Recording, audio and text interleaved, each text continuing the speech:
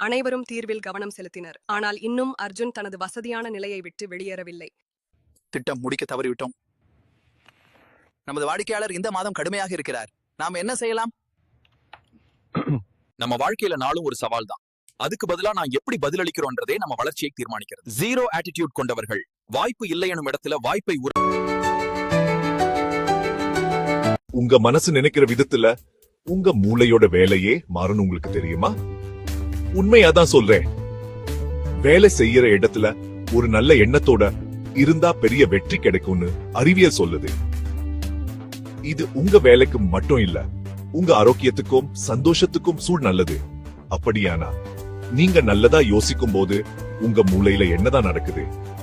ஆய்வு என்ன சொல்லுதுன்னா, நல்லதா யோசிக்கிறே உங்க மூளைய புதுசா மாத்தி அமைக்குது. நீங்க நல்ல விஷயங்கள்ல கவனம் செலுத்தும் போது, அது சின்னதா இருந்தாலும் சரி, உங்க மூளை டோபமைன், செரோடோனின் மாதிரி சில ரசாயனங்களை வெளியிடு. இதெல்லாம் நம்மள் சந்தோஷமா வச்சிருக்க ஹார்மோன்கள். இது நம்மள் ஊக்கமா வச்சிருக்கவும், மன அழுத்தத்தை நல்லா சமாளிக்கவும், ஜாபக சக்தியை அதிகப்படுத்தவும் உதவுது. சூப்பரா இருக்குல்ல? ஒரு நல்ல மனநிலை உங்களை நல்லா உணர வைக்கிறது மட்டும் இல்ல, அது உங்க நடத்தையும் மாத்துது. நீங்க நல்ல விஷயங்கள் நடக்கும்னு எதிர்பார்த்தா புது வாய்ப்புகளை கவனிக்கவும், வேலையில சவால்களை ஏற்றுக்கவும் அதிகமா வாய்ப்பு இருக்கு.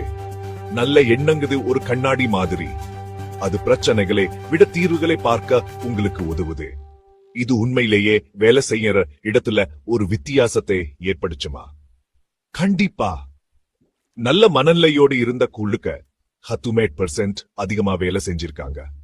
நல்ல மனநிலையோடு இருக்கிறவங்களுக்கு பதவி உயர்வு கிடைக்கவும், அதிக சம்பளம் வாங்கவும் அதிக வாய்ப்பு இருக்கு. அது மட்டுமில்ல, இது பரவும். ஒருத்தரோட நல்ல எண்ணம் ஒரு முழு குழுவையே உற்சாகப்படுத்த முடியும்.